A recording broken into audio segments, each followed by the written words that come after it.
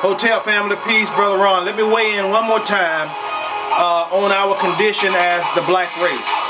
And my question is to black America is this: have we become a 21st century Mephibosheth? If you study the scriptures, you'll understand that the Mephibosheth was lame on his feet because at an early age, a nurse who was carrying him got some bad news.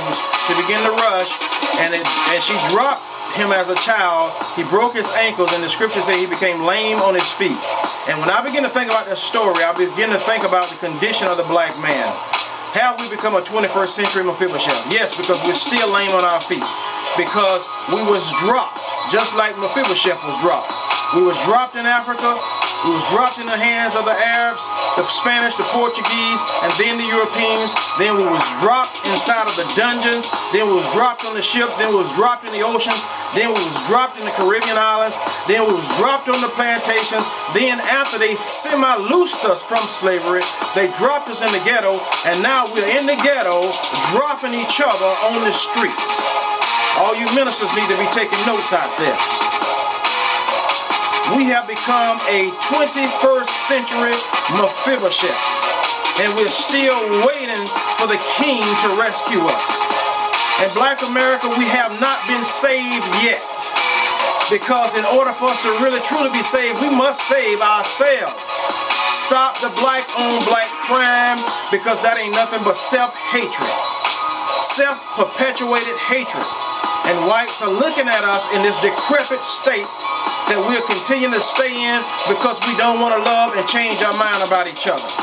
The next time you look at your brother, the next time you look at your sister, look at them with love, respect, honor. Just because we different, that don't give you a right to hate each other.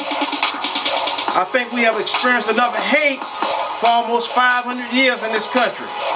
And no, we can't fight the police department and racism and injustice against us when we killing ourselves. And leave the Black Panthers alone, because at least they got the nerve, their boldness that you don't have to stand up for this injustice. Leave them alone. Let them do what they got to do and stop being so scary and stop being so afraid. But you say, no, Brother Ron, God has not given us the spirit of fear, but love, power, and a sound mind. You got love, power, and a sound mind, but you're scary. Just admit it. You don't want no part of it. When they attack us, you will attack the Black Panthers who are trying to stand up for us. Be quiet. Sit down with your scary self. Leave them alone. Let them do what they got to do. I admit they need some wisdom, but we need the Black Panthers. We need to stand up. Stand up against each other, fighting and killing each other, and stand up against white oppression. I just wanted to weigh in for a second time. This is part 2 on Mother's Day weekend. I should be spotlighting the mothers, but I got the latest smackdown on us because we got a problem, black man, and it's division, it's self-hatred, and it's perpetuated in our race every day. Learn how to love your brother. Stop using that gun against your brother. Stop robbing your brother. Stop doing your brother in. We've had enough of that foolishness for almost 500 years. You don't know your history. You don't study your history. That's why you do what you do to each other. The average black person don't even study their history. And it's a shame. It's a shame. So what we're going to do with our lanes? What we're going to do with our decrepit situation? We need to be resurrected with a new spirit of love, because division has always divided. The Bible even says a house divided cannot stand. Any house.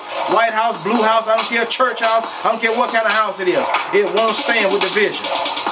So let's unify. Let's learn how to love and respect each other, even if we have differences. So what, you go to this church, I go to that church. So what?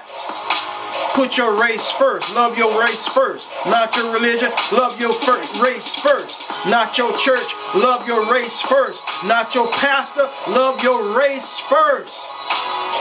You was enslaved because of your skin color, not because of your religion, not because of your status, not because of your education, not because of your background, because of your skin color. Race first. Peace out. I'll see you on the next video.